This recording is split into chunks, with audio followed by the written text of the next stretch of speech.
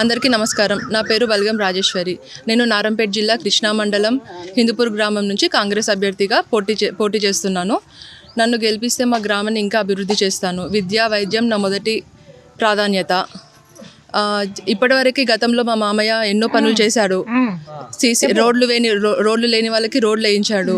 ఊళ్ళో లైట్లు వచ్చాయి, ఇంటింటా కుళాయి నీళ్ళు వచ్చాయి, పింఛన్లు, ఇందిరమ్మ ఇల్లు ఉన్న వాళ్ళకి కట్టుకోవడానికి డబ్బులు ఇచ్చాడు. అంటే గవర్నమెంట్ తరపు నుంచి సపోర్ట్ చేస్తాం మేము కూడా. ఇప్పటివరకు గ్రామంలో ఇప్పటివరకు చాలా అభివృద్ధి జరిగింది. ఇప్పుడు మా మామయ్య తరపు నుంచి నేను కూడా ఒక అడుగు ముందుకు వేస్తున్నాను. ఇప్పుడు నన్ను కూడా గెలిపిస్తే గ్రామాన్ని ఇంకా అభివృద్ధి చేస్తాను. విద్య, వైద్యం నా మొదటి ప్రాధాన్యత ఊరికి. చాలామంది పెన్షన్లు అడుగుతున్నారు. వాళ్ళ ఇంటింటా తిరిగాను. ఇప్పటివరకు ప్రచారం చేస్తూనే ఉన్నాము. ప్రతి ఒక్కరి సమస్యలు తెలుసుకున్నాము.